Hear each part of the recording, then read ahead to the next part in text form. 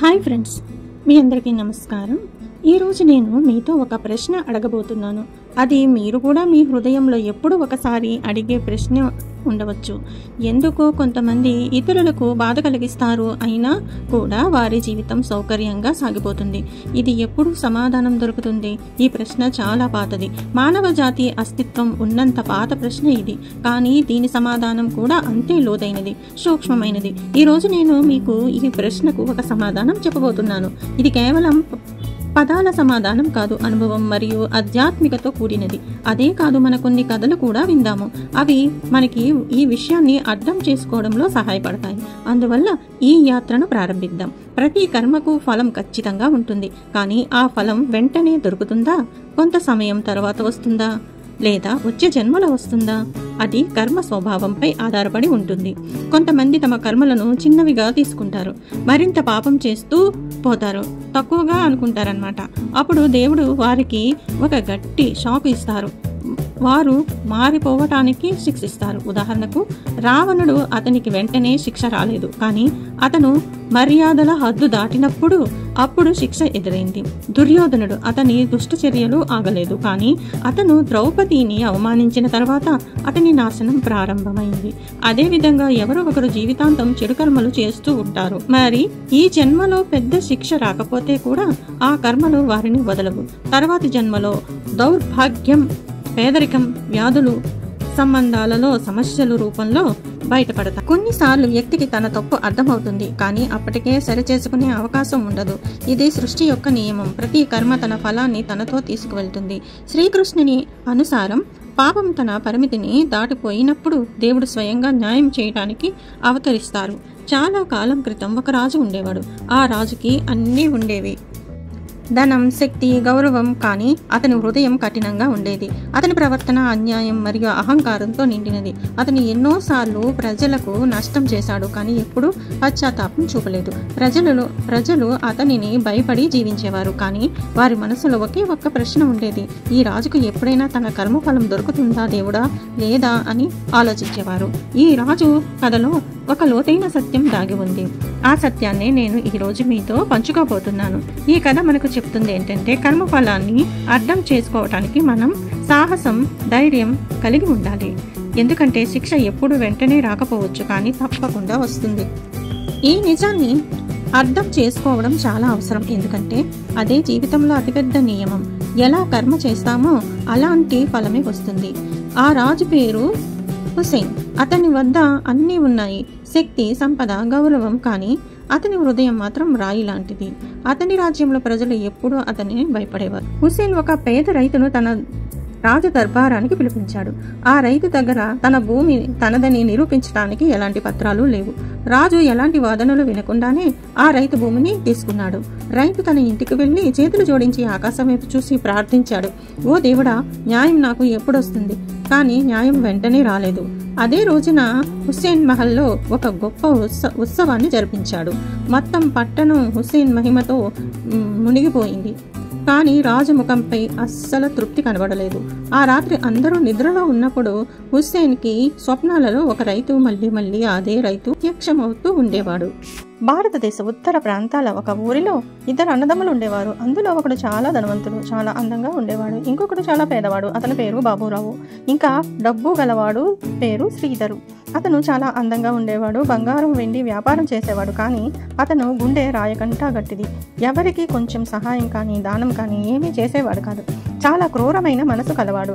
ఇటు పేదవాడు చాలా దయగలిగినవాడు, ఇంకా చాలా మంచి మనసు కలిగినవాడు. అతను అడవిలో కట్టెలు కొట్టుకుని చీపురు పుల్లలు తీసుకొని ఊర్లో అమ్ముకుని వాటితో ఏమి వస్తే అది అతను రోజువారీ తిండికి సరిపోయేది.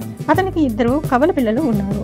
ఒకరోజు అతను అడవికి కట్టెలు కొట్టడానికి వెళ్తూ ఉంటే అతనికి ఒక పెద్ద వెలుగు కాంతి కనిపించింది. అయితే అటువైపు వెళ్ళగానే ఒక కొమ్మ మీద ఒక బంగారు రంగులో ఒక పెద్ద పక్షి మౌనంగా కూర్చుని ఉంది. అటు ఇటు పైకి చూస్తూ, ఆకాశం వైపు చూస్తూ అదోలా ఉంది. ఏంటి పక్షి ఇంత అందంగా ఉంది, బంగారు రంగులో ఉంది అంటూ ఆశ్చర్యపోతూ దానికి ముట్టుకోవచ్చా, పట్టుకుంటే ఏమైనా అవుతుందా అంటూ దగ్గరికి వెళ్ళి కొంచెం చూశాడు. అతను జీవితంలో అలాంటి పక్షిని ఇంతవరకు చూడనే లేదు. ఎన్ని రోజుల నుంచి అడవిలో తిరుగుతున్నాడు కానీ ఎప్పుడూ కనిపించలేదు. చాలా అందంగా బంగారు రంగులో మెరిసిపోతూ ఉంది. దాన్ని పట్టుకుందామని చెప్పి చేయి చాచాడు. అది ఎగిరిపోయింది. మళ్ళీ ఇంకోసారి ఇంకో కొమ్మ మీదకి వెళ్ళి అక్కడ కూడా వెళ్ళాడు. అక్కడికి వెళ్ళిన ఆ పక్షి అక్కడి నుంచి కూడా ఎగిరిపోయింది. దాని సరేలే అనుకుంటూ వెళ్ళిపోయాడు. నెక్స్ట్ డే మళ్ళీ వచ్చాడు. మళ్ళీ వస్తే మళ్ళీ ఆ చెట్టు కొమ్మ మీద ఆ బంగారం పక్షి ఉంది. ఈసారి ఈ చిన్న రాయి పట్టుకొని విసిరాడనమాట. విసిరగానే అది అక్కడి నుంచి పారిపోయి ఇంకా కొండ లాంటి దీని మీద చిన్న గుట్ట మీద ఉందన్నమాట. మెల్లగా దాని దగ్గరికి వెళ్ళి అక్కడ మళ్ళీ చిన్న రాయితో విసిరగానే ఈసారి తను దూరంగా ఎగిరిపోయింది. అలా ఎగిరిపోతున్నప్పుడు దాని రెక్క ఒకటి కింద పడింది అనమాట. అది రెక్క చూసి పట్టుకున్నాడు. అది ఆ రెక్క ఏంటంటే చాలా కొంచెం పెద్దగా ఉంది, బంగారం రంగులో మెరిసిపోతుంది. అయితే ఏంటి ఇంత అందంగా ఉంది, బంగారంలా ఉంది అనుకుని చుట్టూ ఇలా చూశాడు. దాన్ని నోకు ఉంటుంది కదా, అయితే అది కూడా మెరుస్తుంది అనమాట. అప్పుడు ఏం చేశాడు, బంగారం షాపు వాళ్ళ తమ్ముడికి ఉంది కదా, అక్కడికి తీసుకువెళ్ళి చూపిస్తాను, మా తమ్ముడు ఏమైనా చెప్తాడు అని చెప్పి అది తీసుకెళ్ళి చూపించాడు. ఏంటి ఇది ఇంత బాగుంది, ఎంత అందంగా ఉంది, ఇది నాకు ఇవ్వు అని చెప్పి 2 రూపాయలు తనకి ఇస్తాడనమాట. 2 రూపాయలు ఇస్తే దానికే ఈ బాబురావు చాలా ఆనందపడిపోతాడు. అయ్యా నాకు ఊరికే ఇంత ధనం వచ్చిందే, సరే అని చెప్పి వెళ్ళిపోతాడు. ఆ తర్వాత రోజు మళ్ళీ అలాగే గొడ్డలు పట్టుకొని అడవికి వెళ్తూ ఉంటాడు. ఈసారి మళ్ళీ ఆ పక్షి ఒక కొమ్మ మీద కూర్చొని కనిపిస్తుంది. ఇప్పుడు ఏం చేస్తాడంటే ఈసారి తన్ని చూస్తాడు. చూసి ఇంకొంచెం పెద్ద రాయి పట్టుకొని వెళ్ళి కొడతాడనమాట. దూరంగా పారిపోతుంది. పారిపోతే దీనికి ఒక ఐడియా వస్తుంది. ఈ పక్షి ఇక్కడే తచ్చాడుతుంది అంటే ఇక్కడే ఎక్కడో దాని నివాసం అయి ఉంటుంది అని చెప్పి చుట్టూ ఎతుకుతాడనమాట. చుట్టూ ఎతికితే చుట్టుపక్కల చెట్టు కొమ్మలు ఇవన్నీ చూస్తే ఒక దగ్గర చెట్టు మీద కొంచెం ఏదో మెరుస్తూ కనిపిస్తుంది. కనిపించగానే ఆ చెట్టు కొమ్మ మీదకి వెళ్ళి చూస్తే అక్కడ ఒక పెద్ద డైమండ్ లాగా అరచేతి కన్నా పెద్ద ఉన్న గుడ్డు కనిపిస్తుంది. ఆ గుడ్డును మెల్లగా తీసుకొస్తాడు. ఇంటికి తీసుకొచ్చి వాళ్ళ తమ్ముడికి చూపిస్తాడు. తమ్ముడికి చూపిస్తే అది డైమండ్ లా మెరిసిపోతూ ఉంటుంది అనమాట. అప్పుడు ఏంటి వీడు చూసి, అమ్మ ఎంత బాగుంది, అచ్చ వజ్రంలా మెరుస్తుంది, ఇది ఎక్కడి నుంచి వచ్చిందంటే చెప్తాడు. అడవిలో ఒక పక్షి ఉందని చెప్పాను కదా, దాని వెంట్రుక మీకు ఇచ్చాను కదా, దాని తలకు గుడ్డు అని చెప్పి ఇచ్చేస్తాడు అనమాట. ఇస్తే అయితే సరే నీవు కానీ నాకు ఆ పక్షిని కానీ తీసుకొని వచ్చావంటే నీకు జీవితాంతం సరిపోయి నీకు డబ్బులు ఇస్తాను, నువ్వు బయటికి పనికి వెళ్ళాల్సిన అవసరమే లేదు అని చెప్తాడు. అప్పుడు సరే అని చెప్పి అతనికి కొన్ని నాణ్యాలు ఇచ్చి పంపించేస్తాడు. నువ్వు ఆ పక్షిని తీసుకురా అని చెప్తాడు. అప్పుడే ఇతను ఏం చేస్తాడు, బాబురావు నెక్స్ట్ డే ఆనందంగా వెళ్తాడు. వెళ్ళి ఆ పక్షి అక్కడ కూర్చొని ఉంటుంది. కూర్చొని ఒక రాయి మీద కూర్చొని రెక్కలు కొంచెం విప్పుతూ ఎండను కాస్తా ఉంటదన్నమాట. అది ఏదో అయోమయంలో ఎక్కడో చూసుకుని ఉంటది. మెల్లగా పట్టుకొని చూద్దామని చెప్పి చేయి చాసి దాన్ని పట్టుకోబోతాడు. కానీ అది అందకపోయి మళ్ళీ ఎగిరిపోవటానికి ప్రయత్నిస్తుంది. ఈసారి పెద్ద రాయి పట్టుకొని సూటిగా గట్టిగా కొడతాడు అనమాట. గట్టిగా కొట్టగానే అది దామని పడిపోద్ది కింద. అది తీసుకొచ్చి వీళ్ళ తమ్ముడి దగ్గర, ఇదిగో తమ్ముడు నేను తీసుకొచ్చాను చూడు అని చెప్పి ఇచ్చేస్తాడు. ఇవ్వగానే ఆ పక్షిని తీసుకొని ఇలా చూసి, శబాష్ చాలా మంచి పని చేశాం అని చెప్పి అతను కొన్ని నాణాలు మూట కొంత ధనం అతనికిచ్చి పంపించేస్తాడు. ఆ ధనం చూడగానే బాబురావుకి, అమ్మ ఎంత ధనం వచ్చింది, నేను ఇంకేం పని చేయక్కర్లేదు అని ఆ అమ్మ ఇక్కడేమొచ్చి వెళ్ళిపోతాడు.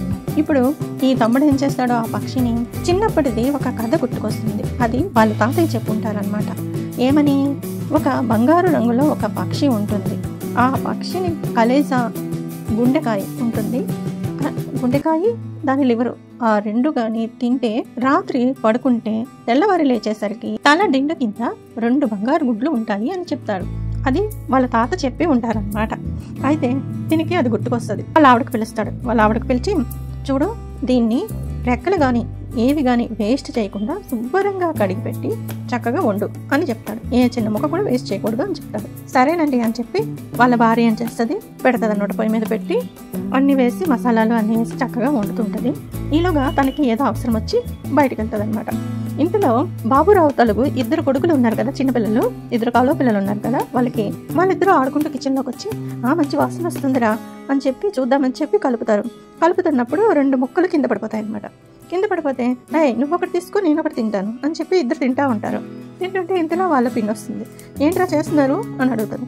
లేదు పిన్ని, ఇక్కడ కింద 2 ముక్కలు పడిపోయాయి, అవేంటంటే మళ్ళీ దాంట్లో వేయకూడదు కదా కింద పడినవి అని చెప్పి మేము తినేస్తున్నాం అని చెప్పి అక్కడి నుంచి పారిపోతారు అనమాట.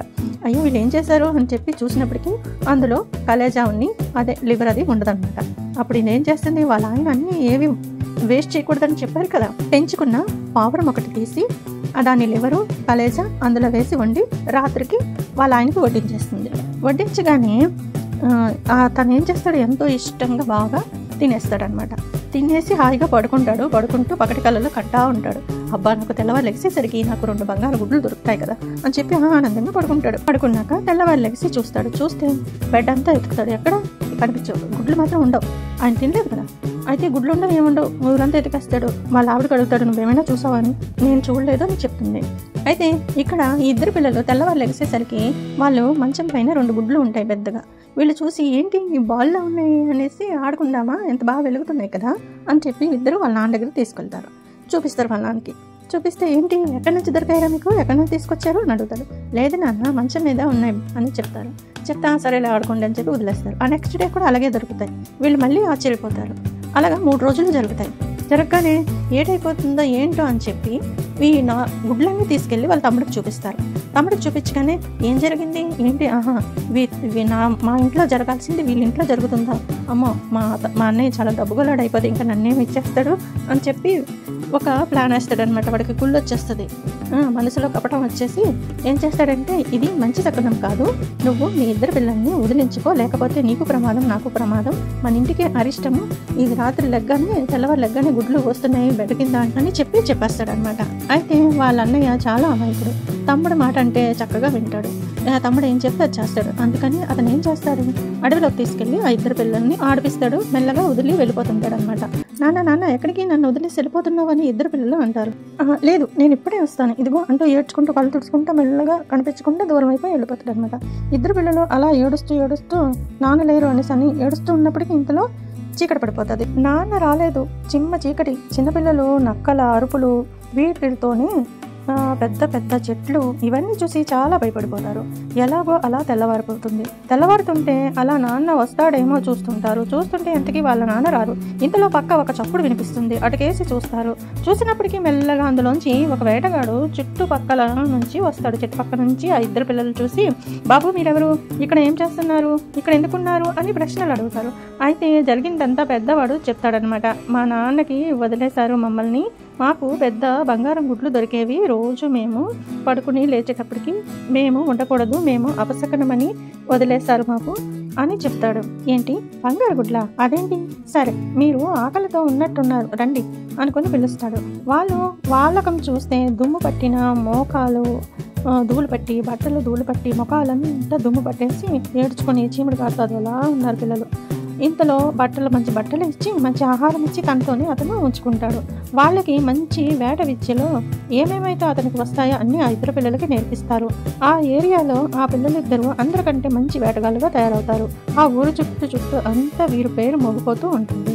ఇప్పుడు ఆ పెద్ద ఆయన 2 పిల్లలకి పిలిచి, మీరు ఇప్పుడు 2 పెద్దవాళ్ళు అయ్యారు, మీరు ఇప్పుడు 2 స్వతంత్రంగా మీరు మీ బతుకులు బతకవచ్చు, మీరు ఎక్కడికి వెళ్ళాలన్నా వెళ్ళొచ్చు అని చెప్పి చెప్తారనమాట. నచ్చిన ప్లేస్కి వెళ్ళండి అని చెప్తాడు. 18 yearsకి వచ్చింటారు కదా, ఆ పెద్ద ఆయన కేసి చూసి అతనికి చాలా ఇష్టపడిపోయి ఉంటారు. కానీ ఏం చేయటం, వీళ్ళ జీవితాలు ఇప్పుడు వీళ్ళ జీవితం వీళ్ళే జీవించాలి కనుక వెళ్లే ముందు పెద్ద ఆయన ఒక మెరుస్తున్న కత్తిని వాళ్ళకి ఇచ్చి, ఒకవేళ మీరు ఎప్పుడైనా విడివిడిగా వేరే ప్రాంతాలకు వెళ్ళాలని అనుకుంటే ఇది ఒక పెద్ద చెట్టులో గుచ్చి పెట్టండి. 2 దారులు వేరైన చోట ఒక చెట్టు ఉంటే ఆ చెట్టులో ఇది గుచ్చి పెట్టండి. ఎప్పుడైనా మీ ఇద్దరిలో ఒకరు అటుగా వస్తున్నప్పుడు మీ ఇద్దరిలో ఎవరైనా ప్రమాదంలో ఉంటే మీకు తెలియజేస్తుంది అని చెప్తారు. ఒకవేళ ఇద్దరిలో ఎవరైనా చచ్చిపోతే ఇది ఎక్కిలం పట్టేస్తుంది, నల్లగా అయిపోతుంది ఈ కత్తి, లేకపోతే ఎప్పటికీ మీ ఇద్దరు బాగుంటే ఎప్పటికీ అది మెరుస్తూనే ఉంటుంది అని చెప్తారు. ఇద్దరు సరే అని చెప్పి అతని దగ్గర ఆశీస్సులు తీసుకొని అడవిలో నడుస్తూ వెళుతుంటారు.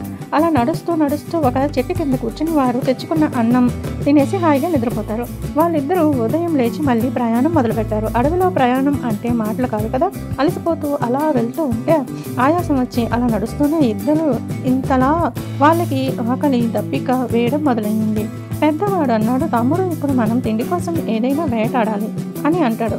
అప్పుడు తమ్ముడు సరే అంటాడు. తాను ఏం చేస్తాడంటే తుపాకీ తీసుకొని ఒక పొద వైపు షూట్ చేయడానికి రెడీగా ఉంటాడు. షూట్ చేస్తే అది ఒక కుందేలు పిల్లకి తగులుకుంటూ రాసుకుంటూ వెళ్ళిపోద్ది అనమాట. ఆ కుందేలు పట్టుకుంటారు ఇద్దరు. అప్పుడు ఆ కుందేలు అంటుంది భయంతో చేతులు జోడించి వణికిపోతూ, నాకు ఇప్పుడు మీరు విడిచిపెట్టారంటే మీకు 2 కుందేళ్ళు ఇస్తాను అంటది. వీళ్ళిద్దరూ ఒకళ్ళ మొక్కలు ఒకళ్ళు చూసుకుంటారు. దీన్ని నమ్మచ్చా అని, సరేలే వెళ్ళిరా అంటారు. అది కొంచెం సేపు మాయైపోయి తర్వాత ఇద్దరు కొంతసేపటికి ఒక చిన్న 2 బుజ్జి కుందేలు పిల్లల్ని తీసుకొస్తుంది.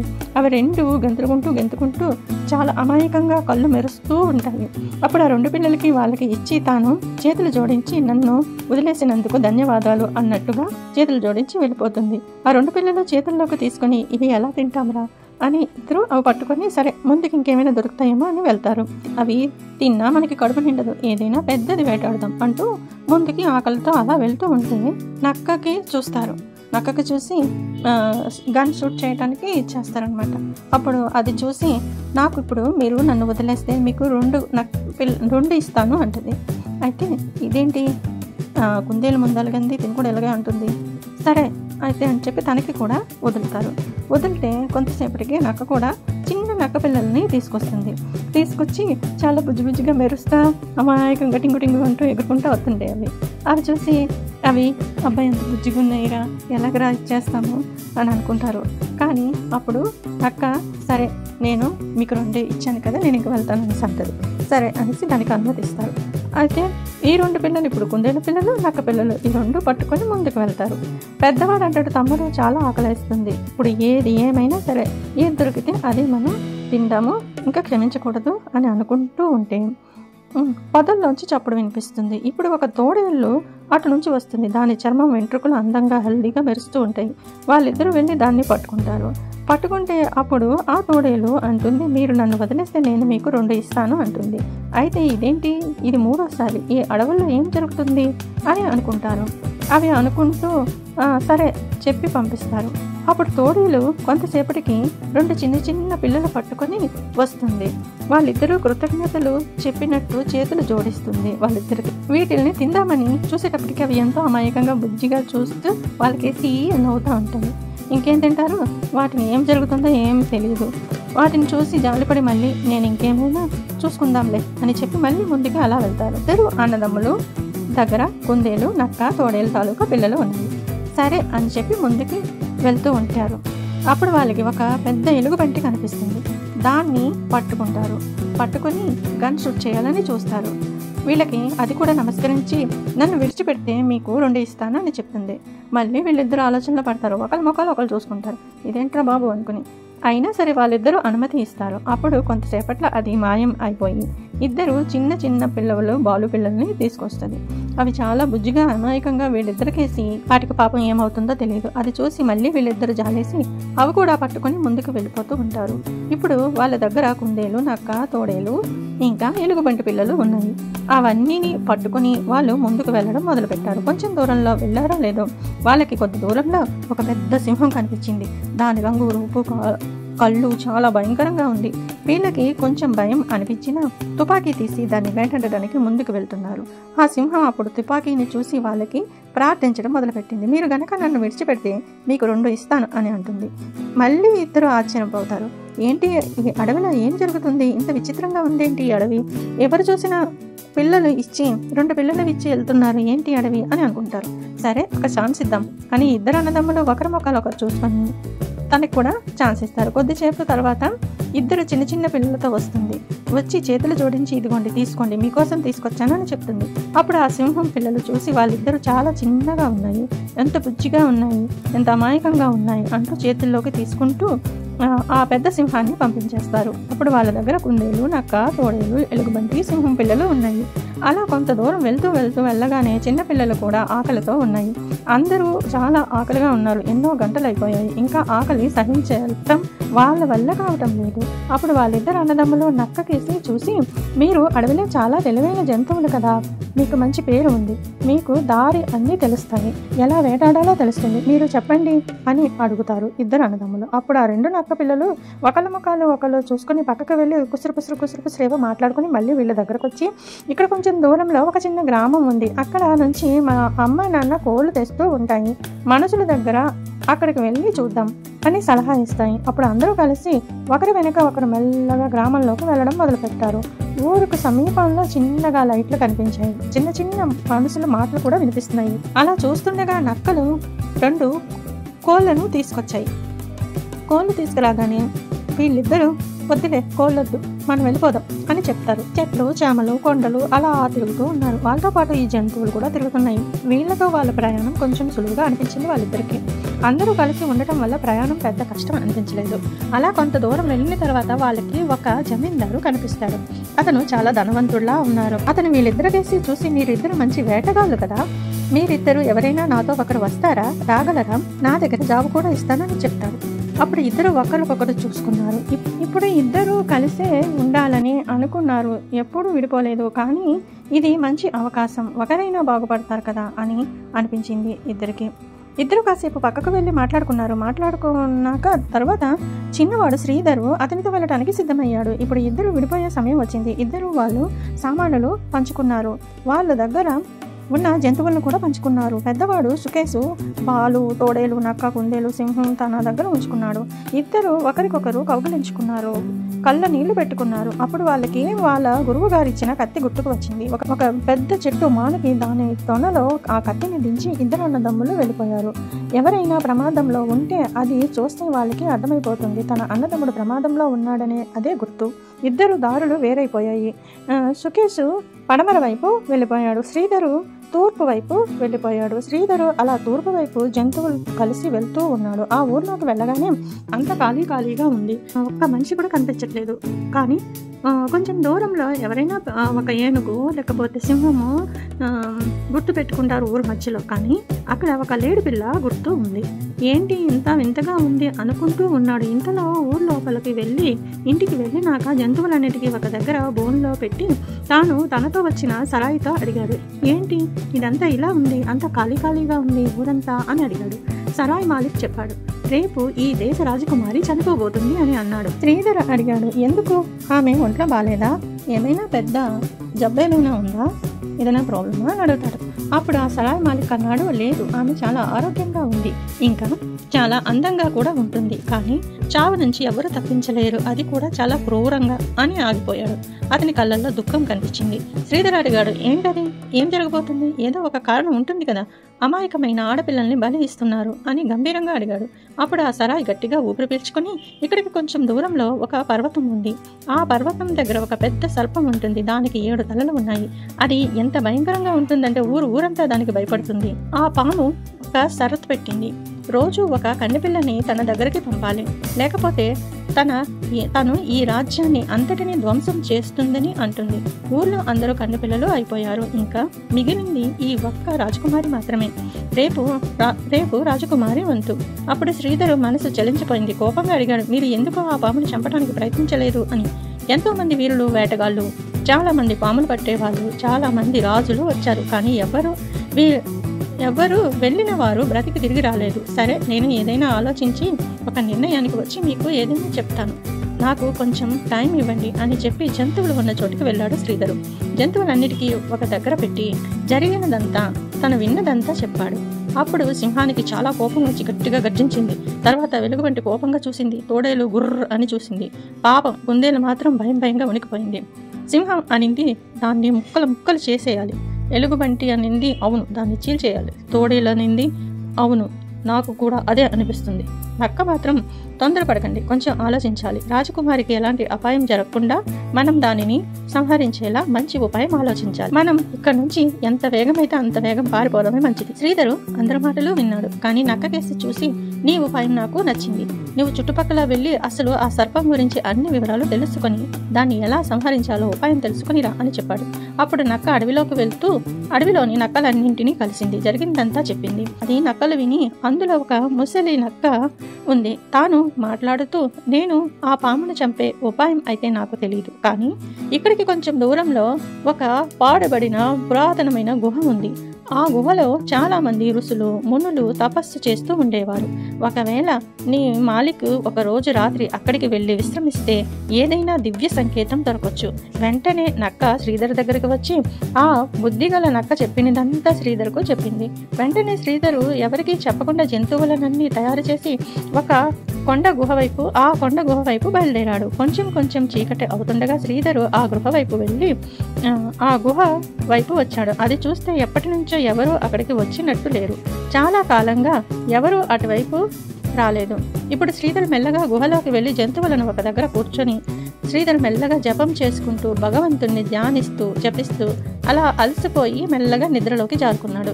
కొద్దిసేపటికి శ్రీధర్కు ఒక కలలో ఒక గంభీరమైన స్వరం వినిపించింది. శ్రీధర్, నువ్వు తెల్లవారి లేచేటప్పటికి ఒక మూలన 3 కలశాలు ఉంటాయి. ఆ 3 కలశాలలో ఉన్న నీరు నువ్వు తాగాలి. నువ్వు అవి తాగగానే నీకు ఈ ప్రపంచంలోనే చాలా శక్తివంతుడివి అవుతావు. ఆ తర్వాత ఈ గుహ బయట ఒక పెద్ద బండరాయి ఉంది. ఆ రాయిని నువ్వు సునాయాసంగా ఎత్తగలుగుతావు. దాని కింద ఒక పెద్ద కత్తి ఉంది. ఆ కత్తి ఆ 7 తలల పాముని నరకడం కోసమే తయారు చేయబడింది. శ్రీధర్కు వెంటనే తెలివి వచ్చేసింది. కలలో కనిపించినట్టు చుట్టూ చూశాడు. మూలలో 3 కలశాలు ఉన్నాయి. కలలో కనిపించినట్టే అక్కడికి వెళ్ళి ఆ 3 కలశాలు నీరు తాగాడు. వెంటనే బయటికి వచ్చి చూశాడు. బయట ఒక పెద్ద బండరాయి ఉంది. మొదట సింహంకి చెప్పాడు, నువ్వు ఆ రాతిని తప్పించు అని అన్నాడు. అయితే సింహం గుర్రాయిస్తూ వెళ్ళింది. గాండ్రిస్తూ ఎంత కదిపించినా కదలలేదు రాయి. తర్వాత ఎలుగుబంటికి చెప్పాడు. ఎలుగుబంటి కూడా కదిలించలేకపోయింది. ఇద్దరికి ప్రయత్నించమన్నాడు. ఇద్దరు ప్రయత్నించారు. జంతువులన్నీ ప్రయత్నించిన ఇంచి కూడా కదలలేదు ఆ రాయి. శ్రీధర్ వెళ్ళి ఇప్పుడు చూడండి నేను తీస్తాను అని అన్నాడు చాలా నమ్మకంగా. అది సునాయాసంగా రాయి ఎత్తగానే ఇంత పెద్ద కత్తి 2 చేతులతో ఎత్తేసి దాని కింద ఉన్న కత్తిని తీసుకున్నాడు. ఆ కత్తి 4 అడుగుల పొడుగు, 2.5 కిలోల బరువు ఉంది. కానీ శ్రీధరు దాన్ని సునాయాసంగా చేతిలోకి తీసుకున్నాడు. మంత్రితో పాటు యువరాణి రావడం చూశాడు. మంత్రి అటు ఇటు చూసి అక్కడే యువరాణిని వదిలి వెళ్ళిపోయాడు. ఎందుకంటే రాజుగారికి సమాచారం ఇవ్వాలి కదా. కానీ కొద్దిసేపటికి యువరాణి కొండ దగ్గరికి చేరుకుంది. శ్రీధర్ మెల్లగా జంతువులతో పాటు యువరాణి దగ్గరకు చేరుకున్నాడు. అప్పుడే యువరాణి ఆశ్చర్యంగా వీళ్ళకేసి చూసింది. శ్రీధర్ వెంటనే మీరు భయపడకండి, ఎవరో ఈ జంతువులని చూసి అస్సలు భయపడకండి, అవి ఏమీ చెయ్యవు, మేము మిమ్మల్ని అందరం కాపాడడానికే వచ్చాము అని చెప్పాడు. దానికి యువరాణి శ్రీధర్ కేసి అమాయకంగా చూసి నీకు ఆ దేవుడే రక్షించాలి అని అంది. అప్పుడు శ్రీధర్ అన్నాడు, మేము మిమ్మల్ని రక్షించడానికి వచ్చాము, తప్పకుండా ఇక్కడ నుంచి మిమ్మల్ని సజీవంగా తీసుకుపోతాము అని అన్నాడు. అప్పుడు సింహం, ఎలుగుబంటి, నక్క అన్ని స్వామికి దగ్గరగా యుద్ధానికి సిద్ధంగా ఉన్నట్టు శ్రీధర్ దగ్గరికి వచ్చాయి. అప్పుడు యువరాణి అంది, చాలా మంది వేటగాళ్ళు వచ్చారు, ఇలాగే చెప్పారు, ఎంతో మంది మరణించారు, నువ్వు ఇక్కడ నుంచి వెళ్ళిపో అని చెప్పింది. ఇంతలో భయంకరమైన గర్జన వినిపించింది. ఎలా అంటే ఆకాశం విరిగిపోతుందేమో అన్నట్టుగా. చెవులు 2 జిల్లులు పడేలా గట్టిగా పెద్ద శబ్దం వినిపించింది. గట్టిగా శబ్దం వినిపిస్తుంది, పెద్ద గర్జన వినిపిస్తుంది అనమాట. అయితే చూస్తారు దూరం నుంచి నల్లని విషపు గాలులాగా పెద్ద దుమ్ము ధూళి రేపుతూ పెద్ద 7 తలల సర్పం కనిపిస్తుంది. అది చూసి ఒక్కసారి శ్రీధరు కొంచెం వెనక్కి ఇలాగా నెట్టినట్టు అయిపోతాడు. అంత భయంకరంగా ఉంటుంది. వెంటనే సింహం, బాలు అన్ని ముందుకి, తోడేలు, నక్క అన్ని ముందుకు దూకుతాయి. వాటిని చూసి శ్రీధర్కి ఇంకా ధైర్యం వచ్చేస్తుంది. వెంటనే గబగబా, ఎవర్రా నువ్వు, నేను ఎవరికి రమ్మన్నాను, మీరెవర్రా అంటూ గాండ్రిస్తూ గట్టిగా గర్జిస్తూ పాము వచ్చేస్తుంటుంది అనమాట. వస్తుంటే శ్రీధర్ ఆ కత్తి ఇలాగ ఎత్తి ఒక్కసారి ఒక్క వేటుతో దాని తల నరుకుతాడు. తల నరికితే ఒకటి రాలిపోతుంది. పెద్ద సౌండ్లు వస్తాయి. అదే మేఘం గర్జిస్తే ఊరంతా ఎలాగా ఉంటుంది, ఏదో పెద్ద బాంబు పడినట్టు ఎలాగా అలా ఉంటుంది అనమాట. అప్పుడు శ్రీధరు ఇంకా వెనక్కి చూడకుండా ఇంకో తల నరుకుతాడు. అలా నరుకుతూ ఉంటే ఇంకా 2 తలలే మిగిలితే చాలా ఇలా ఊగిపోతూ ఉంటాయి 2 తలలు. ఇంకా శ్రీధరు 2 వేటులతోనే ఆ 2 తలలు కూడా నరికేస్తే ఆ పాము కుప్ప కూలిపోగానే శ్రీధరు ఇంకేం చేస్తాడు, ఆ అమ్మాయిని చెట్టు వెనక పక్క ఉండమన్నాడు కదా యువరానికి, దగ్గరకు వచ్చి చూస్తాడు. చూసినప్పటికీ యువరాణి మనము పాముని చంపేస్తాం అని చెప్పడానికి వచ్చినప్పటికీ యువరాణి ఏమో అక్కడ పడిపోయి ఉంటుంది అనమాట. స్ప్రో తప్పి పడిపోయి ఉంటుంది. ఆ గర్జన వినే ఆ సౌండ్లకే పడిపోయి ఉంటుంది అనుకుంటాడు. వెంటనే దగ్గరలో ఉన్న నీటిని తీసుకొచ్చి, సెలయేరు ఉంటుంది కదా, నీటిని తీసుకొచ్చి చిలకరిస్తే కాసేపటికి తెలివి వస్తుంది. తెలివి వచ్చినాక ఇలా చూస్తారు అమాయకంగా, అమ్మ నేను ఎక్కడున్నాను, ఏమైంది అని అడుగుతుంది. మనము ఆ పాముని మనం చంపేస్తాము, చూడు నీకు ఇంకా ఏ భయం లేదు అని అంటారు. అప్పుడు ఎంతో సంతోషంగా యువరాణి శ్రీధర్ కేసు చూసి చాలా సంతోషం, మా నాన్నగారు చాలా ఆనందిస్తారు. మా నాన్నగారు చెప్పిన ప్రకారం నాకు ఎవరైతే సజీవంగా తీసుకువస్తారో వాళ్ళకిచ్చి నన్నిచ్చి పెళ్లి చేస్తానన్నారు, మన ఇద్దరికి పెళ్లి జరిపిస్తారు అని చెప్తుంది. చెప్పిన వెంటనే కింద జంతువులు ఉంటాయి కదా శ్రీధర్తో పాటు ఉన్న సింహంకి తన మెడలో ఉన్న వజ్రాల హారం సింహంకి వేస్తుంది. బాలుకేమో తన గడియాలు తన దండవంగిలు ఇస్తుంది. తర్వాత నక్కకి తన గడియాలు ఇస్తుంది. మళ్ళీ తోడేలకి తన నడుముకు ఉన్న వడ్డానం ఇస్తుంది. అవన్నీ ఎంతో సంతోషిస్తాయి. వీళ్ళంతా యుద్ధం చేసి ఇవన్నీ చేసి చాలా అలసిపోయి ఉంటారు. వాళ్ళంతా అలసటగా ఉంటారు. అప్పుడు ఒక పెద్ద చెట్టు కిందకి వెళ్ళి విశ్రమించడానికి చూస్తారు. అప్పుడు అందరికీ నిద్ర వచ్చేస్తుంటుంది, అందరూ అలసిపోయారు కదా. అప్పుడు శ్రీధరు సింహంకి చెప్తాడు, మేమిద్దరము కాసేపు విశ్రమించి తర్వాత మళ్ళీ ప్రయాణం చేద్దాము అని చెప్తాడు. చెప్పి నువ్వు కాస్త కాపలా ఉండు అని చెప్తారు. అయితే కాసేపు అందరూ నిద్రలోకి జారుకుంటారు. కాసేపు అయినాక సింహం కూడా నిద్ర వచ్చేస్తుంటుంది అనమాట, కళ్ళు పడిపోతుంటాయి. అయితే బాలు ఉంది కదా, అది ఎలుగుబంటి దానికి లేపుతుంది, నువ్వు కాసేపు కాపలా కాస్తావా, నేను పడుకుంటాను, కాసేపు కళ్ళు పడిపోతున్నాయి అంటుంది. సరే అని చెప్పి దాని పడుకుంటుంది. ఎలుగుబంటి కాసేపు ఉంటుంది. ఎలుగుబంటికి కాసేపటికి నిద్ర వచ్చేస్తుంది. నిద్ర వస్తుంటే తోడేలు ఉంటుంది కదా, తోడేలుకి చెల్లెపి చెప్తుంది, నువ్వు కాసేపు కాపలా ఉండవా, నేను ఇప్పుడు దాకా ఉన్నాను కదా, నేను కాసేపు పడుకుంటాను అని చెప్తాను. సరే తోడేలు అంటే నువ్వు పడుకో, నేను ఉంటాను అంటుంది. అక్కడికి కొంచెం సేపు పోయిన తర్వాత దీనికి నిద్ర వస్తుంది. అప్పుడు నక్కకి చెప్తుంది, నక్కకి లేపి నువ్వు కాసేపు ఉండు, ఇంతసేపు నేను ఉన్నాను కదా, ఎవరు రాకుండా చూసుకో అని అంటాడు. అప్పుడు కాసేపుకి నక్కకు కూడా నిద్ర వచ్చేస్తుంది. నక్కకు కూడా నిద్ర వస్తే నక్కేం చేస్తుంది, కుందేలుకి లేపుతుంది. కుందేలుకి చెప్పి నువ్వు కాసేపు లేచి ఉండు, నాకు నిద్ర వస్తుందని చాలాసేపటి నుంచి ఉన్నాం కదా, నీ వంతు ఇప్పుడు కాపలా ఉండు అంటుంది. సరే సరే మీరు పడుకోండి, నేను చూస్తాలే అని చెప్పి అది కూర్చుంటుంది. కూర్చొని మెల్లమెల్లగా కొనుకుతూ తనకు కూడా నిద్ర వచ్చేస్తుంది. ఇప్పుడు అందరూ చక్కగా హాయిగా ఆదమరిచి నిద్రపోతారు. నిద్రపోయిన తర్వాత ఇక్కడ ఏమవుతుంది, మంత్రి ఉన్నాడు కదా సమాచారం చెప్పడానికి, దూరం నుంచి ఇంకా వెళ్తూ ఉంటాడు రాజ్యానికేసి. వెళ్తూ ఉంటే ఒక పెద్ద గర్జన వినిపించింది కదా ఫస్ట్, ఆ తర్వాత ఇంకేమీ వినిపించదు.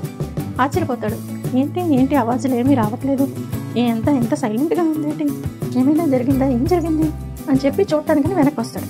వెనక్కి వచ్చినప్పటికీ అక్కడికి వెళ్ళి కొండ మీదకి వెళ్ళి చూస్తాడు. చూసినప్పటికీ పాము చచ్చిపోయి కుప్ప కూలిపడి ఉంటుంది. కొంచెం దూరం వచ్చినప్పటికీ చెట్టు కింద యువరాణి ఆమె పక్కన శ్రీధరు, జంతువులు అన్ని పడుకొని ఉంటారు, గాఢ నిద్రలో ఉంటారు, ఎవరికీ తెలివే ఉండదు.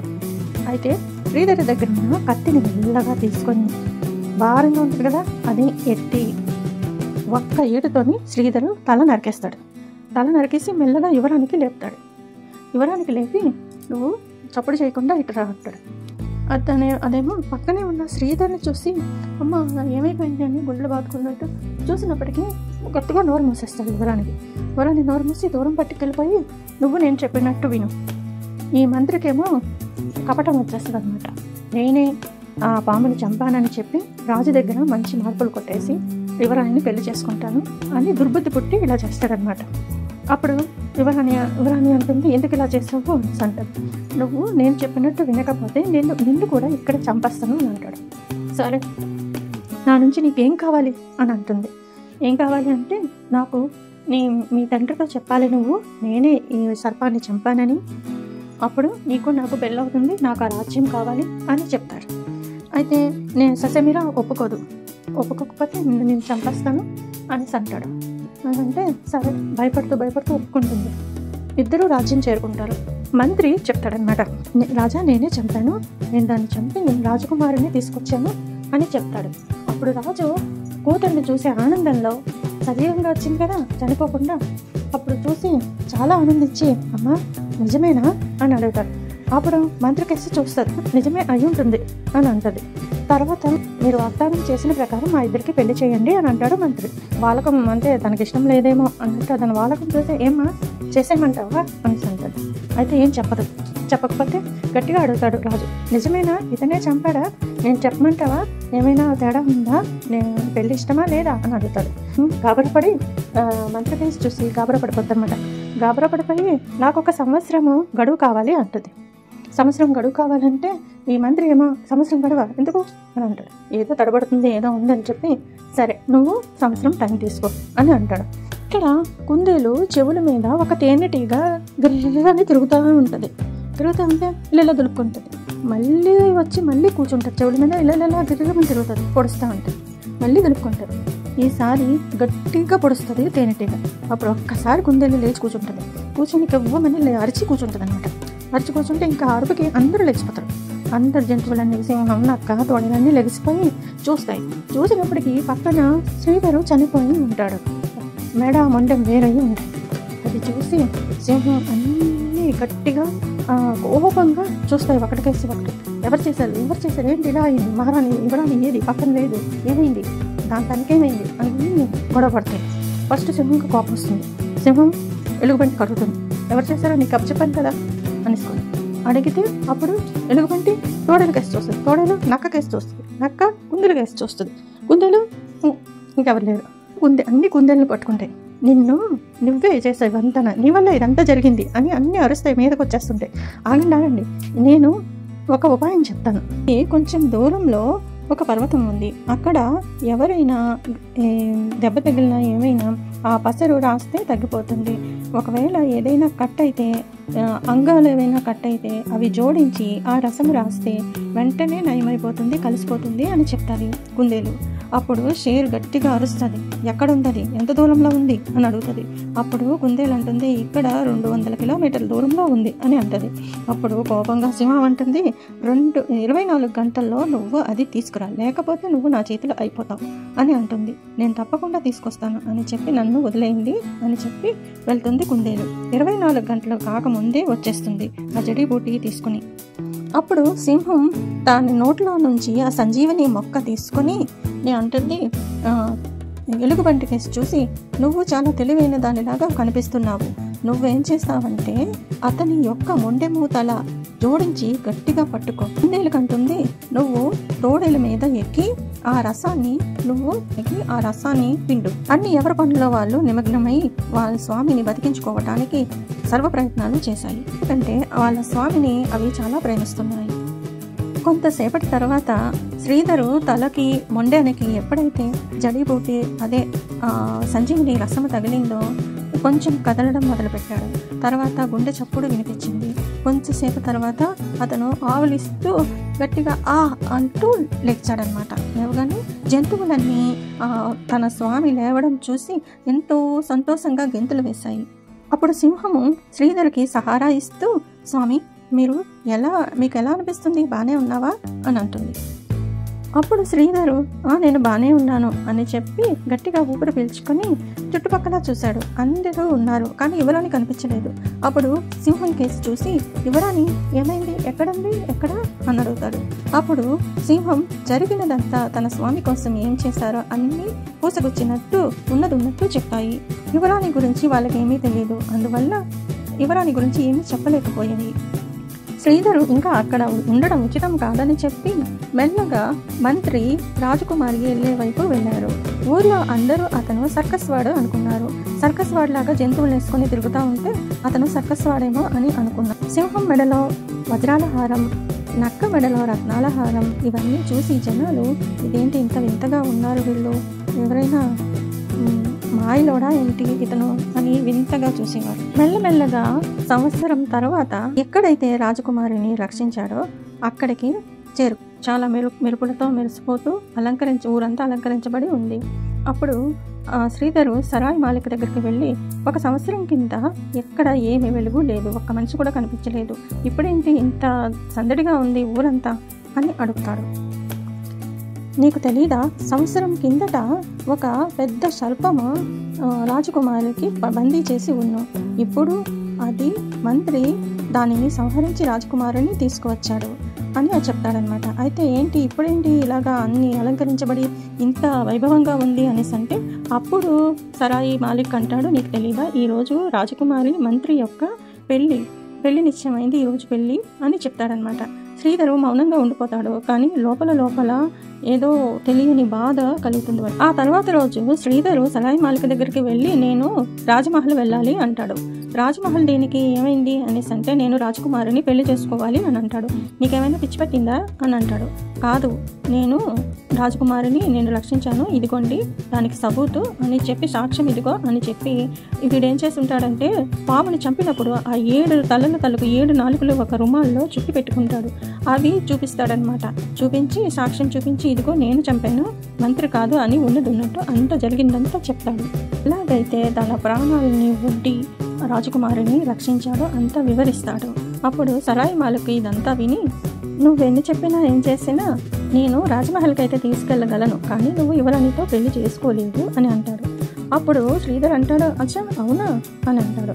అప్పుడు ఈ సరాయి మాలిక్ ఏమో ఒక వారధ చూసి, నువ్వు ఒకవేళ గెలిచినట్టయితే అదే జరిగితే నేను ఈ సంచి నా ఇల్లు అని నీకు ఇచ్చేస్తాను అంటాడు. అయితే సంచి ఓపెన్ చేసి చూసినప్పటికీ ఆ బ్యాగ్ నిండా రత్నాలు, డబ్బులు, కాసులు ఉంటాయి. వీళ్ళు మాట్లాడుకున్న మాటలన్నీ పక్క నుంచి ఎవరో వినేసి రాజుగారి చెవిలో వేస్తారు. రాజుగారు భటుల్ని పంపించి శ్రీధర్ని రప్పిస్తారు. రాజు అతనికి మంచి రాజు బట్టలు ఇచ్చి, రాజు గుర్రం తలుగు బగ్గి అన్నీ ఇచ్చి తయారు చేసి సరాయి దగ్గరికి పంపిస్తాడు. రాజు సరాయితో ఊర్లోకి పంపించి జానవర్లు అన్నీ కూడా, జంతువులు కూడా మంచిగా తయారయ్యి అందరూ కలిసి వెళ్తారనమాట. సరాయి రాజు దర్బార్లోకి తీసుకుని వస్తాడనమాట. అక్కడ రాజకుమారి, మంత్రి ఇద్దరు పెళ్లిపీటల మీద కూర్చొని ఉంటారు. చాలా అందమైన దృశ్యం అది. చాలా అందంగా అలంకరించబడి ఉంటాయి అన్నీ. రాజుగారు శ్రీధర్ని పిలిచి రాణి మళ్ళీ మంత్రి మధ్యలో కూర్చోబెట్టాడు. అప్పుడు మంత్రి ఆశ్చర్యంగా శ్రీధర్ కేసి చూశాడు. ఎందుకంటే పీక నరుకుతాడు కదా, అప్పుడు ముఖం సరిగా చూసి ఉండదన్నమాట. అందుకని శ్రీధర్ని పోల్చుకోలేకపోతాడు. అప్పుడు మంత్రి ఏం చేస్తాడంటే వాడు సబూత్ కోసము ఆ 7 తలలు తెచ్చి పెట్టుకొని ఉంటాడు. అవి తీసుకురమ్మంటాడు. అవి తీసుకొస్తారు. భటులు ఆ తలలు తెచ్చి వేలాడదీస్తారు 7 తలలు. అప్పుడు రాజు శ్రీధర్ కేసి గర్వంగా చూసి, చూసావా, ఇవే మంత్రి గారు చంపిన ఆ పెద్ద పాము యొక్క తలలు. ఇదే మంత్రి గారి యొక్క వీరత్వంకి చిహ్నం. అప్పుడు శ్రీధరు నవ్వుతూ, నాకు ఏదైనా చెప్పే అనుమతిని ఇస్తారా అని అడుగుతాడు. మీరు ఒకసారి చూసుకోండి, అవి తలలైతే ఉన్నాయి, కానీ అందులో నాలుకలు ఉన్నాయా లేదో చూడండి అని నవ్వుతూ జనానికి అక్కడ ఉన్న రాజదర్బార్లో అడుగుతాడు శ్రీధరు. అప్పుడు మంత్రి గాబరా పడిపోయి, ఎప్పుడు ఆ పాము యొక్క తల తెరిచి చూసే ధైర్యమే చేయలేదు, అసలు అతనికి అంత కుటిలం ఉంది కానీ ధైర్యం ఎక్కడుంది, గబాలన అన్నాడు, అసలు అంత పెద్ద పాముకి ఆలకే ఉండదు అని అంటాడు. అప్పుడు ప్రజలంతా పక్కపక్కమని నవ్వుతారు. అప్పుడు శ్రీధరు రుమాలు ఓపెన్ చేసి ఆ 7 నాలుకలను అందరికీ చూపించి రాజదర్బార్లో పెడతాడు.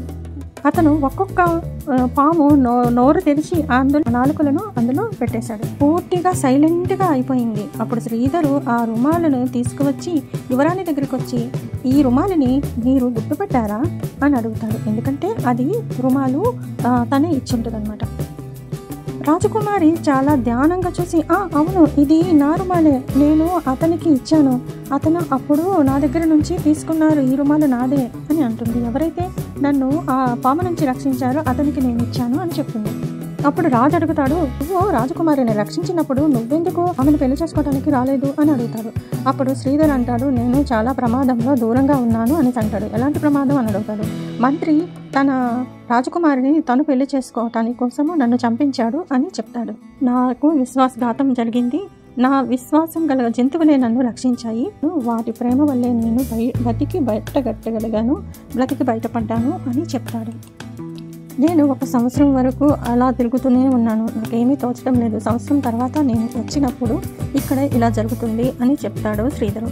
అప్పుడు రాజకుమారి అంటుంది, నాకు ఎక్కడ అనిపించింది నాన్నగారు, అందుకే నేను సంవత్సరం గడువు నేను అడిగాను అని చెప్తుంది. అప్పుడు రాజుగారు 12 దర్బారులు 12 మంది రాజులకి, సామంతులకి అందరికీ చెప్పి ఈ మంత్రి యొక్క నిజ స్వరూపాన్ని కనిపెట్టమని చెప్పారు. కొద్ది రోజులకి మంత్రి రాజుగారిని మళ్ళీ యువరాణినే కాకుండా చాలా మంది ప్రజలను కూడా హింసిస్తూ వస్తున్నాడు. కొద్ది రోజుల తర్వాత మంత్రి తలుగు అన్ని వివరాలు తెలుసుకున్నాక అప్పుడు మంత్రికి పెద్ద శిక్ష విధించారు. తర్వాత యువరాణికి శ్రీధర్కి వైభవంగా పెళ్లి జరిగింది. శ్రీధర్ మాత్రం ఎంతో సంతోషంగా ఉన్నా సరే తన స్నేహితుల్ని మాత్రం విడిచిపెట్టలేదు. కొద్ది రోజుల తర్వాత సరాయి వాళ్ళ కవి ఇప్పుడు చెప్పండి, ఇప్పుడు ఏమంటారు అని అడిగాడు. చెప్పింది నిజమైంది కదా? అవును, ఆ డబ్బుల బ్యాగు నా ఇల్లు నీ సొంతమే. సరే సరే, అంతా బాగానే ఉంది, కానీ నువ్వు చెప్పినట్టుగా నేను అవి తీసుకోవటం లేదు. అవి నీ దగ్గర ఉంచు, దాని రక్షణ నువ్వే చెయ్యి. యువరాణి శ్రీధరు చాలా సంతోషంగా ఉన్నారు. కానీ శ్రీధరు అలవాటు ప్రకారం ఎప్పుడూ ఆ జంతువులని మర్చిపోలేదు. ఇక్కడికి దగ్గరలో ఒక అడవి ఉంది. ఆ అడవిలోకి వెళ్ళిన వాళ్ళు ఎవరూ తిరిగి రాలేదని వింటూ వచ్చాడు. అప్పుడు తనకి ఎలాగైనా ఆ రహస్యం తెలుసుకోవాలని అనిపించింది.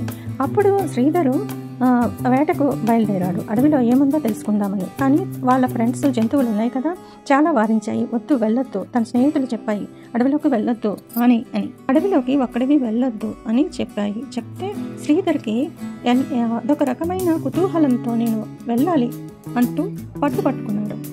తెల్లవారుతుండగా తన దగ్గరున్న జంతువులతో శ్రీధరు అడవికేసి ప్రయాణం సాగించాడు. కొంత దూరం అడవిలోకి వెళ్ళగానే కొంత దూరంలో ఒక లేడిపిల్ల కనిపించింది. అది చాలా తెల్లగా, ఒక మచ్చ లేకుండా దూదిలా ఉంది. అది అలా పరిగెడుతూ ఉంది. పరిగెడుతూ చాలా దూరం, చాలా ఫాస్ట్గా పరిగెడుతుంది ఆ లేడిపిల్ల. దాని వెనకాలే గుర్రం మీద పరిగెడుతూ అలా వెళ్తూనే ఉన్నాడు. ఇక్కడ రాజ్మహల్లో అందరూ అతని కోసం ఎదురు చూస్తున్నా. రాత్రి అయిపోయింది. అయినా సరే శ్రీధరు పట్టు వదలకుండా ఆ అడవిలోని ఆ లేడిపిల్ల వెనక అలా పరిగెడుతూనే ఉన్నాడు. ఉదయం నుంచి రాత్రి కూడా అయిపోయింది. పూర్తిగా అలసిపోయాడు. అప్పుడు ఆ చీకట్లో ఆ లేడిపిల్ల మాయమైపోయింది. అప్పుడు అనిపించింది శ్రీధర్కి, నేను అడవిలో చాలా లోపలికి వచ్చేసాను అని అనుకున్నాను. అదే నడుము దగ్గర పెట్టుకుంటారు కదా, అందులోంచి శంకు లాంటిది తీసి గట్టిగా ఊదాడు. ఆ శబ్దమే వినిపిస్తుంది, కానీ అంత గట్టి శబ్దంకి ఇంకా ఎదురు ఎలాంటి శబ్దాలు వినిపించలేదు. అలా అలసిపోయి ఉండటం వల్ల గుర్రం దిగి ఒక చెట్టు నీడలో పడుకున్నతో వచ్చిన జంతువులు కూడా అలసిపోయి పడుకున్నాయి. కర్రపులలో తీసి నిప్పంటించి పక్కన పెట్టుకుని అలా పడుకుని పోయారు అందరూ. కొంతసేపటికి ఎక్కడో గుర్రమని సౌండ్ వినిపించింది. అయితే చుట్టూ చూశాడు శ్రీధరు. ఎక్కడ ఏమీ కనిపించలేదు. తల పైకెత్తి చూశాడు. పైన ఒక ముసలావిడ కట్టేసి ఉంది. చలిలో వణుకుతో ఉంది. అదొక రకమైన సౌండ్ చేసి వణుకుపోతుందన్నమాట. బాబు, నాకు చాలా చలేస్తుంది, నాకు కిందికి దించవా, నేను వణికిపోతున్నాను అని అంటదన్నమాట. అప్పుడు శ్రీధర్ అంటాడు, నీకు అంత చలిగా ఉంటే కిందికి వచ్చే, ఇక్కడ అగ్గి మంట ఉంది కదా, ఇక్కడ మంట కాచుకుందువు గాని అని చెప్తాడు. చెట్టు దిగిరా అని అంటాడు. నేను రాను, నాకు చాలా భయంగా ఉంది, నీ జంతువులన్నీ నన్ను తినేస్తాయి అని అంది. భయపడకు, అవేమీ చెయ్యవు, నువ్వు రా, కిందికి వచ్చి కూర్చో, మంట కాచుకో అని అంటాడు. అప్పుడు ఆ ముసలవ్వ కొంచెం మెల్లగా ఊరుకుంటూ మెల్లగా కాసేపు అయినాక మెల్లగా కిందకి రావడం మొదలెట్టింది.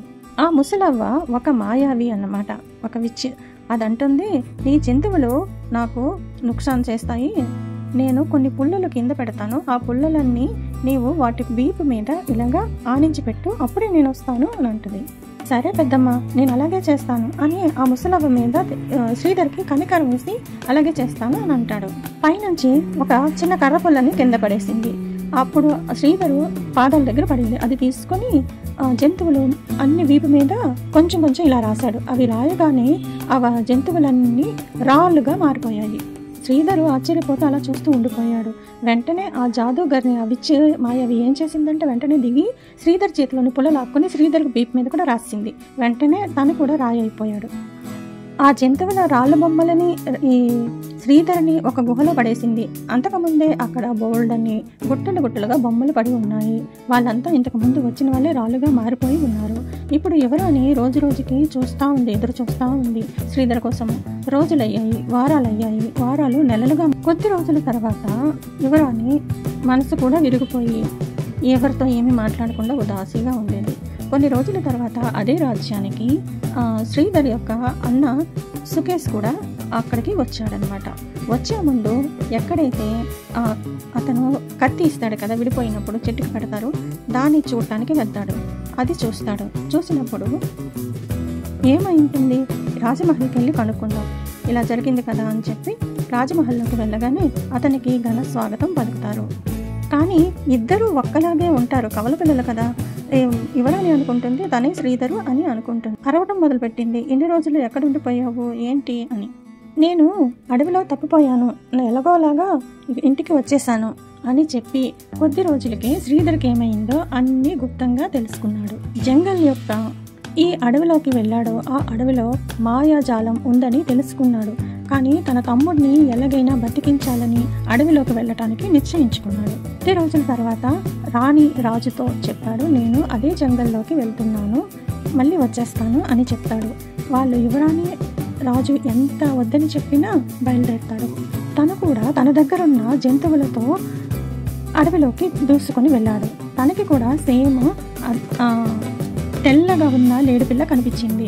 సాయంకాలం వరకు అలాగే దాని వెనక పరిగెట్టారు. ఎంతగా అది చేతికి చిక్కలేదు. ఎక్కడైతే శ్రీధరు ఏ చెట్టు దగ్గరైతే పడుకున్నాడో ఆ చెట్టు దగ్గరికి వెళ్ళి విశ్రాంతి తీసుకోవడం మొదలుపెట్టాడు. కొంతసేపటికి అక్కడ కూడా సేమ్ అలాగే అగ్గి వెలిగించి మంట పెట్టి పడుకున్నాడు. కొద్దిసేపటికి అలాగే ఆ మాయావి ఆ బూడి ముసలి అవ్వ అరుపులు వినిపించాయి. అప్పుడు సుకేష్ అంటాడు, నీకు చలి వేస్తుంటే కిందికి వచ్చి అగ్గి కాచుకో అంటాడు. అయితే ఆ ముసలి అవ్వ అంటుంది, జాదుగర్ని అంటుంది, అమ్మ నేను రాను, నీ జంతువులన్నీ నన్ను తినేస్తాయి అని అంటుంది. అయితే లేదు పర్వాలేదు, ఏమీ అనవు, నువ్వు కిందికి వచ్చి అగ్గి కాచుకో అంటాడు. అప్పుడు ఆ జాదుగర్ని అంటుంది, నేను ఒక కట్టెపుల్ల ఇస్తాను, నువ్వు నీ జంతువులన్నిటికీ రాసేస్తే నేను కిందికి వస్తాను అని అంటుంది. అయితే సుకేష్కి ఇది ఏదో మాయలాగుందే అని అనుకుంటుంది. సరే నువ్వేం చేస్తావంటే, నీకంత భయంగా ఉంటే నీ భయం పోవటానికి నువ్వే కిందకొచ్చి నువ్వే కట్టె పుల్లతో నువ్వే వాటి బీపీ మీద రాయు అని అంటాడు. అయితే లేదు లేదు నేను రాను అని అంటుంది. నువ్వు రాకపోతే నేనే వస్తాను అంటాడు సుకేష్. అప్పుడు ఆ అవ్వ గట్టిగా నవ్వి, అచ్చా నువ్వు నన్ను పట్టుకోవడానికి వస్తావా, నన్ను పట్టుకోవాలంటే నువ్వు నన్ను పట్టుకోలేవు. అప్పుడు సుకేష్ అంటాడు, అచ్చా అని చెప్పి తను తెచ్చిన విల్లు బాణం సంధిస్తాడు. బాణం వేసిన గోలీ వేసిన తుపాకీతో పేల్చిన తను నవ్వుతుందే గాని తనకి ఏమీ అసరు అవ్వలేదు. ఈసారి మాయావి ఆ అవ్వ అనింది, అయ్యో నీ గోలీ వేస్ట్ అయింది కదయ్యా అని నవ్వడం మొదలుపెట్టింది. అప్పుడు సుకేష్కి చాలా కోపం వచ్చింది. వెంటనే ఇంకో గోలీ అందులో వేసి దాంతోపాటు వెండి నాణెం కూడా అందులో వేశాడు.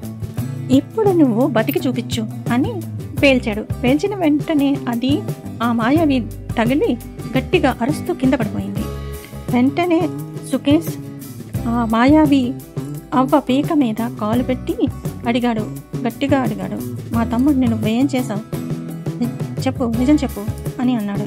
చెప్తావా చెప్పవా, నీకు లేకపోతే ఈ అగ్గిలో పడేస్తాను అని అంటాడు. అప్పుడు ఆ మాయావి అవ్వ జడిసిపోతూ, వద్దు వద్దు నువ్వు అలా చేయకు, నేను చెప్తాను వాళ్ళంతా ఈ గుహలోనే ఉన్నారు, కానీ వాళ్ళంతా రాళ్ళుగా మారిపోయి ఉన్నారు, అతనితో వచ్చిన జంతువులు కూడా రాళ్ళుగా మారిపోయి ఉన్నారు అని చెప్తుంది.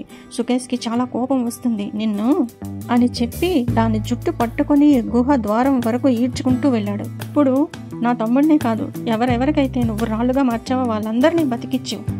అప్పుడు ఆ జాదుగర్ని ఏం చేసిందంటే ఒక పుల్ల లాంటిది తీసి అందరి వీపు మీద రాయడం మొదలుపెట్టింది. శ్రీధర్కి రాయిగానే తను మెల్లమెల్లగా మనిషిలా మారిపోయాడు.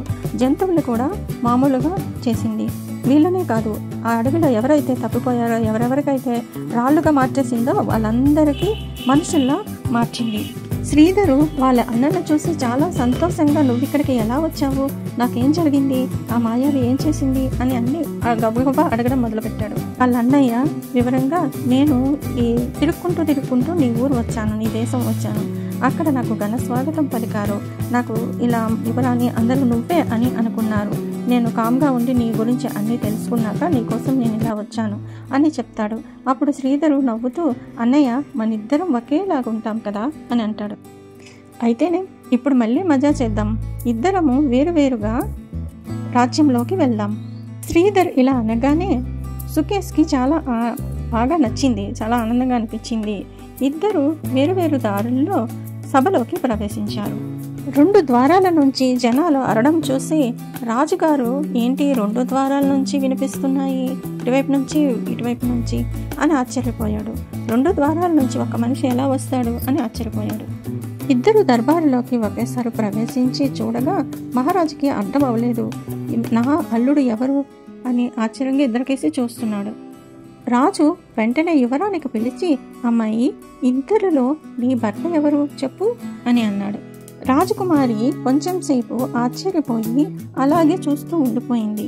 ఇద్దరు బట్టలు, దుస్తులు, వేషధారణ అంతా ఒకేలా ఉన్నాయి, చూడటానికి ఒకేలా ఉన్నారు. దర్బారులో అందరూ ఊపిరి బిగబట్టుకొని చూస్తూ ఉన్నారు. యువరాణి అన్ని వైపులా చూసింది. తనకి ఒకటి గుర్తుకు వచ్చింది. వెంటనే శ్రీధర్ వెనుక ఉన్న ఆ జంతువుల కేసి చూసింది. యువరాణి ఇచ్చిన నగలు ఏ జంతువుకి ఏ నగలు ఇచ్చిందో ఆ నగలు ధరించి అలాగే ఉన్నాయి. సింహం వజ్రాల హారం, తోడేళ్ళకి గాజులు, మళ్ళీ నక్కకి కడియాలు, కుందేలు ఉంగరాలు అన్నీ అలాగే ఉన్నాయి. రాజకుమారి వెంటనే నిస్సందేహంగా శ్రీధర్ వైపు చేయి చూపించి, నాన్నగారు ఈయనే నా భర్త అని చెప్పింది. సభ అంతా ఒక్కసారిగా మౌనంగా ఉన్నదంతా జయజయకారాలు చేశాయి రాణి యొక్క యుక్తిని చూసి. శ్రీధరు చాలా సంతోషంగా తన భార్య దగ్గరికి చేరిపోయాడు. నువ్వు నిజంగా నన్ను సరిగ్గా గుర్తుపట్టావు. ఇద్దరు అన్నదమ్ములు చాలా సంతోషంగా ఉన్నారు. సుకేష్ చాలా ఆనందంగా ఉన్నాడు, ఎందుకంటే తన తమ్ముడు క్షేమంగా తనకి దొరికాడు. రాజు ఊరంతా దండోరా వేశారు. ఇద్దరు అబ్బాయిలు చాలా తెలివైన వాళ్ళు, మంచి వాళ్ళు, ఇంకా చాలా పరాక్రమవంతులు అని చెప్పి దండోరా వేయించాడు. వీళ్ళు నా కూతుర్ని రక్షించడమే కాకుండా అడవిలో జాదుగర్ని కూడా సంహరించి అడవిని కూడా విముక్తిని చేశాడు, అందరు ప్రజలని కూడా రక్షించారు అని పొగడడం మొదలుపెట్టాడు. సమయం అలా గడుస్తూ ఉంది. శ్రీధర్ మరియు యువరాణి చాలా సంతోషంగా ఉన్నారు. సుకేష్ కూడా ఒక మంచి యువరాణిని చూసి పెళ్లి చేసి తనకి కొంచెం రాజ్యం ఇచ్చి కూడా చాలా సంతోషంగా ఉన్నారు. ఫ్రెండ్స్, కర్మ్ హమారా విత్తనమవుతుంది, మన భవిష్యత్తుని ఆకారం ఇస్తుంది. ఎలాగైతే రైతు మంచి విత్తనాలు వేస్తాడో అలాగే మనము కూడా దయ, ప్రేమ, మంచితనం అనే విత్తనాలు ఒకవేళ మనము తప్పుడు రాస్తా ఎన్నుకున్నా భయపడిన అవసరము లేదు. మనం పశ్చాత్తాపడి దేవునిని ప్రార్థించి అతనికి మంచిగా దయతో ప్రేమతో అందరితో ఉండి మనము దానిని పశ్చాత్తాపం పడి మన చెడు కర్మల నుంచి విముక్తిని పొందవచ్చు. శ్రీకృష్ణుడు ఇది కూడా చెప్పాడు. కర్మలో ఫలితం ఆశించకుండా కర్మ చెయ్యటమే మోక్షం యొక్క మార్గమని. ఈ జీవితంలో ప్రపంచంలో ఒక నియమం ఉంది, ఎలాంటి కర్మలు చేస్తే అలాంటి ఫలితాలే లభిస్తాయని. ఈ నియమం బ్రహ్మాండంలో పెద్ద న్యాయాధీష్ ఇచ్చినదిలా ఉంటుంది. ఇప్పుడు చెప్పండి, చెడు కర్మలకు మనకి ఎప్పుడు లభిస్తుంది? ఎప్పుడు రావాలంటే అది అప్పుడే వస్తుంది. కానీ దాని ఉద్దేశము మనము నేర్చుకోవాలని, మంచి మార్గంలో నడవాలని, అంతేకాని దండించాలని కాదు. అందుకే మంచి కర్మలనే ఎంచుకోండి. ఇక్కడ వరకు విన్నందుకు, నాతో ఉన్నందుకు చాలా ధన్యవాదాలు. ఈ వీడియో నచ్చినట్లయితే లైక్, షేర్, సబ్స్క్రైబ్ తప్పకుండా చేసుకోండి. Thank you for watching.